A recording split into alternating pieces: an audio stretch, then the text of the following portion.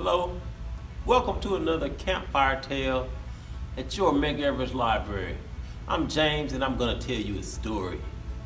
Now this story was set in a time and place a long time ago, back when people couldn't just go to the water faucet and turn on the faucet to get their water.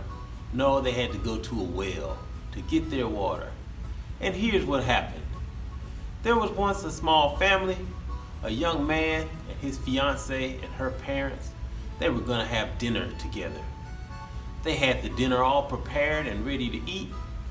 But the mother, she said, "Daughter, why don't you go to the well and get us some water so I can make this lemonade to go with our dinner? We have the lemons here, we have the sugar, we just need some water. Go get us some water, please." And she said, "Yes, mother." And she ran off to get some water from the well. So the young man, Jack, sat there with his prospective in-law parents, and they tried to make small talk, and they waited and they waited, and they waited and they waited, and the daughter never came back. And so the mother said, "What's taking that girl so long?" Jack said, "I don't know." She said, "Let me go check and see how she's doing." So she went out to the well and she found her daughter sitting beside the well, just crying her eyes out. She was so upset. She was so sad. The mother said, "Daughter, I sent you to get water a long time ago. What's the matter?" And the daughter looked up at her mother with tears just streaming down her face. And she said, "Mother, I looked at this well and I thought when Jack and I get married, we might have a child. And one day our child will come down to this well to play. And she might fall in and die." Oh, and she just cried and cried. And the mother thought about it and she said, "Oh, that would be really sad." And she sat down and she started to cry next to her daughter. And they just cried and cried and cried and cried. Meanwhile, Jack was sitting there with his father-in-law, not yet, but soon to be, so he hoped. And they talked a little and tried to get along, and they wondered what's taking the women so long. And so Jack's father-in-law got up and he said, "Let me go check on my wife and my daughter. You sit here, I'll be right back." And he went down to the well and he found the two ladies crying and crying and crying. And he said, "Wife, daughter, what's the matter? Why are you sitting here crying?"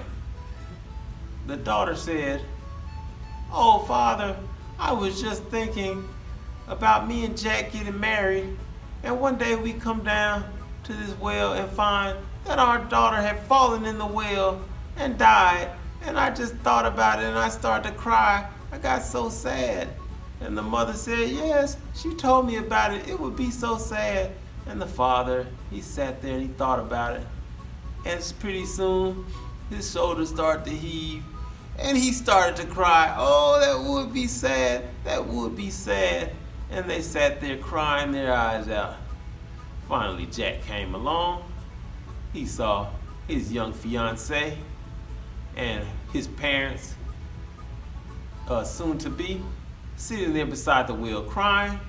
He said, "Okay, folks, what's the matter? What has happened? Why are you all out here crying?" And the daughter said, "Oh, Jack, what if one day we get married and we have a child and our child falls in the well? Won't that be sad? Oh!" And the parents said, "Oh!" And Jack just looked. "You know what? You three are fools. Matter of fact, I'm not sure I want to marry you anymore. I'm going to put on my shoes and I'm going to go walking. And until I find three bigger fools than you, I will not return. And if my shoes wear out, I'm gonna call off the wedding." And that's just what he did. He put on his walking shoes and he went out to find three bigger fools than his fiancée and her parents. And he had not walked a long way until he found a man standing outside of his barn, shoveling the air into the barn. All he could see was the shovel, and the man was sweating and he was working in the sunshine. and he was just really working hard, but it didn't look like he was doing anything because he wasn't shoveling anything but air. Jack walks up to him and says, "Man, what are you doing?" The man says, "Can't you see what I'm doing? I'm shoveling the sunshine in my barn so it'll ripen my corn." Jack looks at the man and says, "Okay, why don't you just take the corn outside in the sunshine and let the sunshine do the work?" "Oh, why didn't I think of that?" The man said, "You saved me a lot of work. Thanks a lot." Jack said, "Yeah, you're welcome." Check, fool number one, and he kept walking down the road. Pretty soon he came to another house. This one, a lady had a ladder set up next to her house, and she had a cow on a leash, and she was trying to pull her cow up the ladder.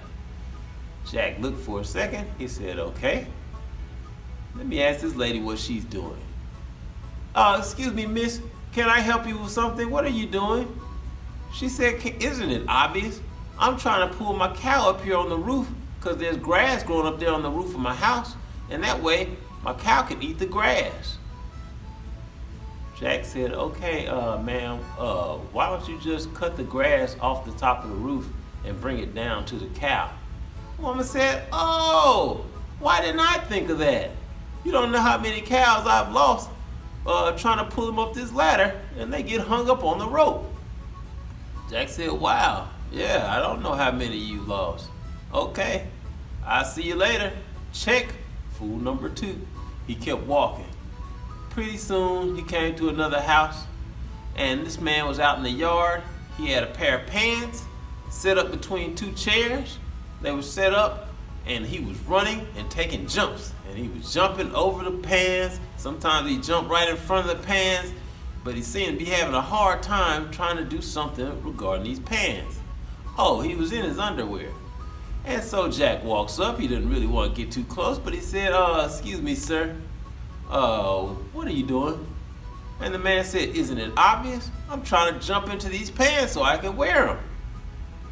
Jack said, "Okay, have you ever thought about taking the pants off and just pulling them on, one leg at a time?" The man said, "Oh, why didn't I think of that?" Jack wanted to say, "Why didn't you think of that?" But he didn't bother to say all that. He just checked off his list, fool number 3, and he hurried back home to marry his own first fool, because the world is full of fools. And that's the story. I hope you enjoyed it. Have a great day, and we'll see you next time on Campfire Tales. Thank you.